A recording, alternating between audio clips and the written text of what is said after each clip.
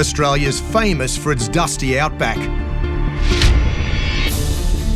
But even more of Australia lies underwater than above. The oceans that surround our island continent are vast. And a massive industry's been built on this extraordinary marine resource that feeds Australia and the world.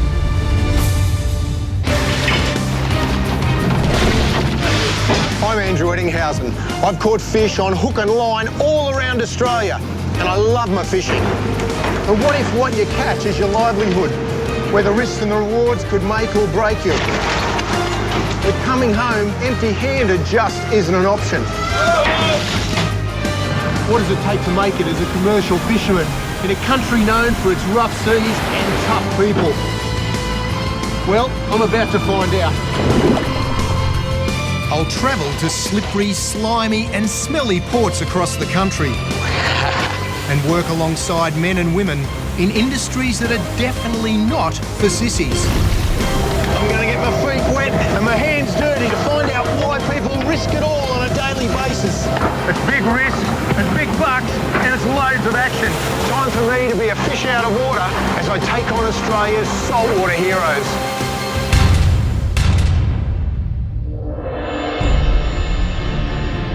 Off the vast northeast coast of Australia lies one of the wonders of the world, the Great Barrier Reef. This is Cairns in far north Queensland, my jumping off point to find out what it takes to make a living fishing the Great Barrier Reef. The reef stretches almost 2,500 kilometres and is longer than the Great Wall of China. It's even visible from space. The reef is one of the most diverse habitats on Earth, home to more than 1,400 species of reef fish. It's this diversity which makes the Great Barrier Reef one of the richest places for Australian fishing industries, which target fish. You're on. Pull him up, Andrew. You got him, mate. Crustaceans. Oh, yeah. And unusual delicacies. The Great Barrier Reef is also Australia's most protected marine environment and has World Heritage status, so commercial fishing here is strictly regulated. The first leg of my journey takes me about 250 kilometres north of Cairns to Lizard Island, where I'll be taking part in a rather unusual fishery. Well, Lizard Island, what a magic spot. I've been out here recreational fishing for giant black marlin in the past, and we've had great success. It's so alive out here, but I've never been on a commercial boat in Queensland, so this is going to be something completely different. And the weather, well, it's not looking too good at the minute, so it's going to be a challenge from the start. Lizard Island has a tropical monsoon climate with only 2 seasons, a wet and dry. I'm here in the wet, and that means hot, steamy days with torrential downpours in the afternoon. Now this is what I call a commute to work. I don't mind the rain as long as the sea's not up. Hey, as long as the sea's nice and flat. Perfect. Looking forward to getting out there. That's it. About 7 miles offshore is the Diana. I'm going to have to steel myself for this. I've been told the catch of the day is stomach churning. How you going? Andrew, how are you? Yeah, good mate. Good to meet you. Good to meet you too.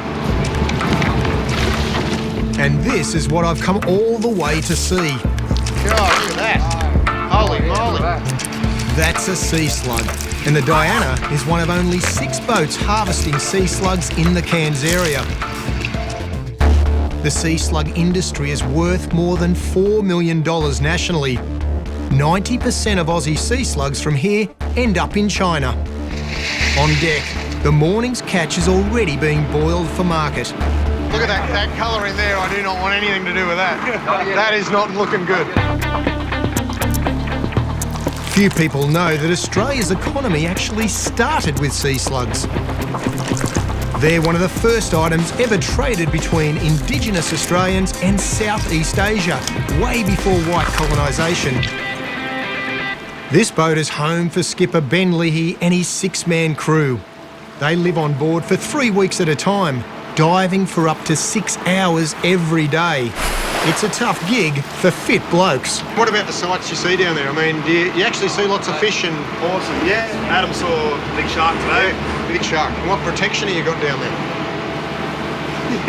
Nothing much at all. Take me on. Well, you got your net bag, you know, so that's...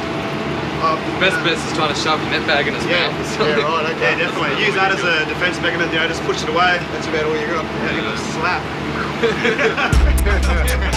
I'm beginning to realise these guys aren't scared of anything. Holy sugar. Oh, well done. Time for me to get in on the action and prepare for a 30-metre dive to the ocean floor. That's where the slugs are collected. But first, I suit up in a stinger suit. My life could depend on it. I think they've given me a suit that should keep the jellies out. Yeah, that will for sure. Looks like a good one. It's your favourite colour too. The old blue, black and white, sir. Yeah. Granola sharks. Granola sharks, that's it. My old footy colours should bring me luck. I'll need it where I'm going. And here's the reason why I'm putting on protection. The box jellyfish. This is the most deadly jellyfish in the world, and they're found in these waters. There's enough venom in the sting of one box jelly to kill 60 people. My stinger suit will protect me in case I meet one on the way to the ocean floor. I know the guys often just wear board shorts, but yeah, for me, I just want to be fully protected on this one here. It's like I'm in a big condom, you know? Fully protected. Next, Skipper Ben and the crew put me through a safety and equipment induction. I'll be breathing through a long air hose attached to the boat. This system allows for multiple dives a day without costly and time-consuming tank refills. Even with 10 years of dive experience, I'm considered a novice on this boat. Yeah. Right, slugs, here I come. Don't jump in and walk down the ladder because there's a... Hold your hands on here.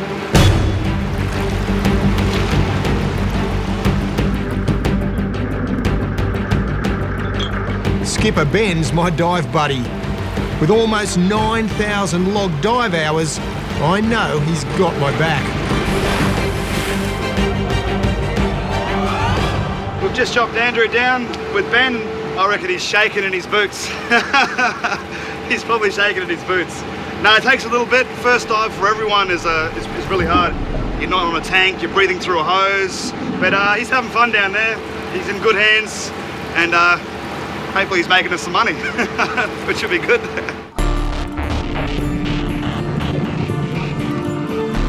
First, it's a 30-metre drop to the bottom.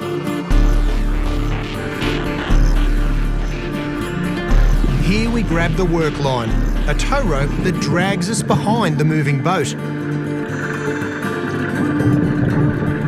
At first, the slugs are hard to spot, but after I find one, I begin to pick out their cylindrical shapes everywhere. Sea cucumbers are slow-moving cousins of the starfish. They live mostly on or under the sandy seabed, eating tiny organisms. They act a bit like earthworms, turning over and oxygenating the sediment.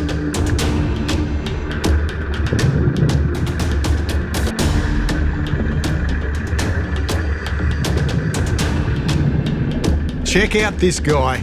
Well, it looks like a slug. Better bag him too.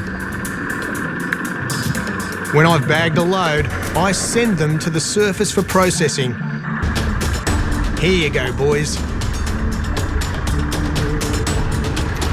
This is what ET's caught. We'll see how well he went. It's got a bit of weight to it.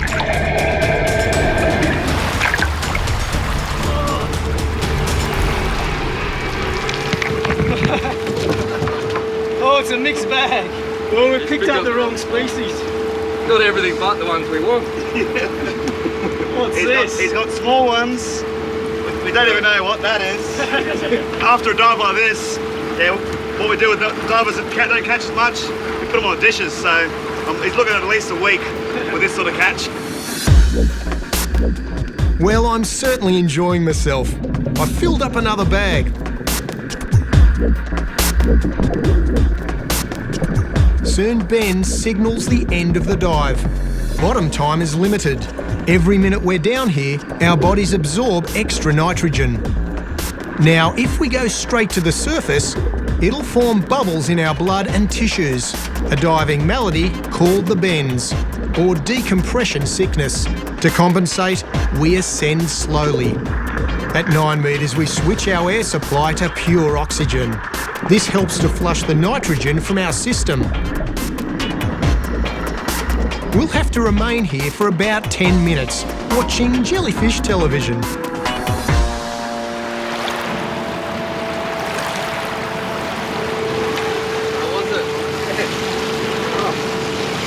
Yeah, no, it was good.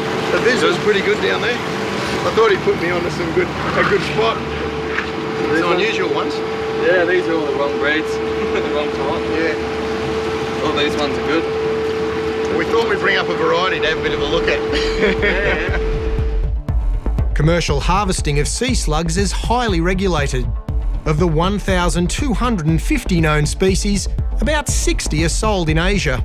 Ben and the boys work to a strict quota. I don't think mine have made the grade. In fact, my catch is probably not even worth $20. I was trying to work out what they were. Once every 3 years we're allowed to collect other species in this area, but this time we're only allowed to keep flowering blackfish. Okay. So these other ones have to go back in. Yeah, we'll chuck them over. Let's put them back in. Down to the depths.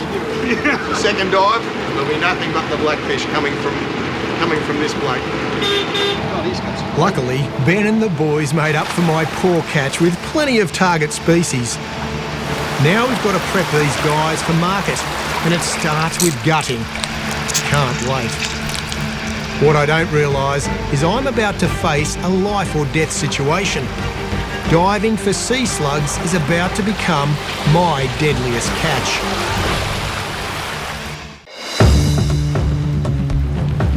I'm off the coast of Lizard Island in Queensland with Ben Leahy and his crew. We've been diving for sea cucumbers, more affectionately known as sea slugs. Now it's gutting time. Some gutting, righto. Gutting looks gross, but it's made easy by the slug's natural defence mechanism called evisceration. When a slug feels threatened, it explodes its guts, confusing and scaring its enemy. All we have to do is make a small cut and squeeze. To help preserve their flesh, the slugs are first boiled, then cooled in cold water. Wow. Ooh, this looks really appetising. That's not too bad, we've got 4 bags on the dive. So that was good? Yeah, it's not too bad. Oh, they're about 20 kilo in weight, so they're not a lot. We stack the full bags, each worth several $100s, into the freezer hold. These are like your babies, aren't they? Yeah. These are all destined for China. Righto. With my catch safely packed away, it's time to suit up again and get back in the water. I want to prove I can slug with the best of them. This time, I'll be on the money. Pressure's on if you want to keep your job. I want to make sure that the boys give me a cheer when I come on, instead of the down-faced look that I actually got from them when I popped up out of the water last time.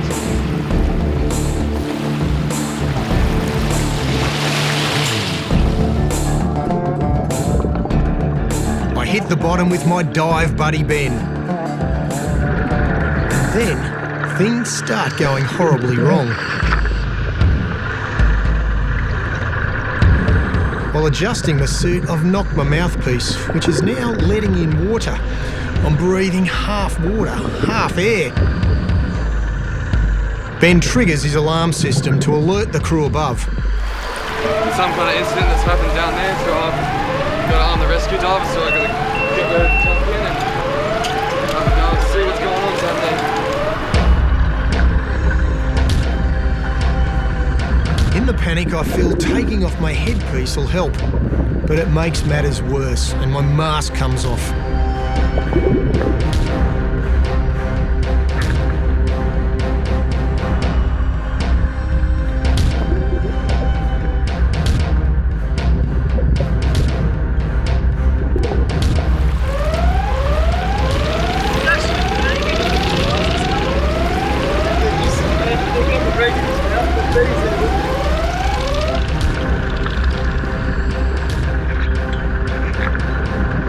There's now water in my lungs and I'm 30 metres deep.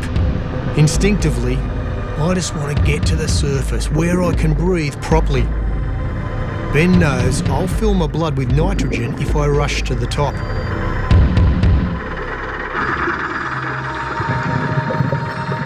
So he takes me to 9 metres and puts me on pure oxygen. Well, coming up's really bad for the bends. Obviously you don't want to come up too fast, otherwise you get big bubbles and they make big problems. After the longest 15 minutes of my life, I'm allowed to go to the surface.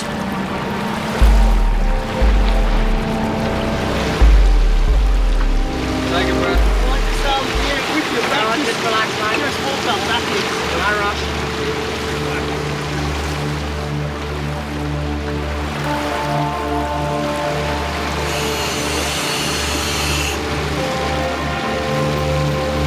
The experience has left me feeling quite sick, but thankful I'm in good hands.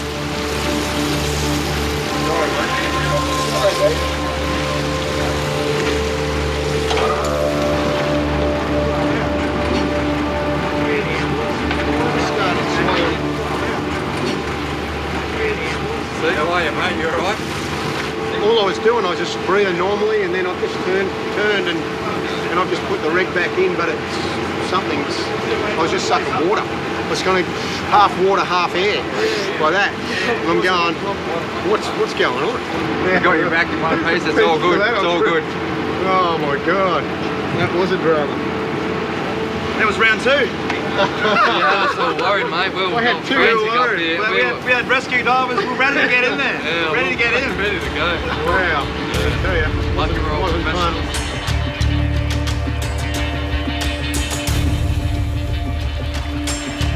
There can be little doubt about the dangers these boys face, but Ben's experience and the crew's training stopped a bad situation getting worse. When I came out to this operation, I knew I was going to meet a bunch of blokes with a tough job. I just never knew my life would depend on these guys being true saltwater heroes. Really good to see you. Thanks for all your help, boys. Really appreciate it, eh?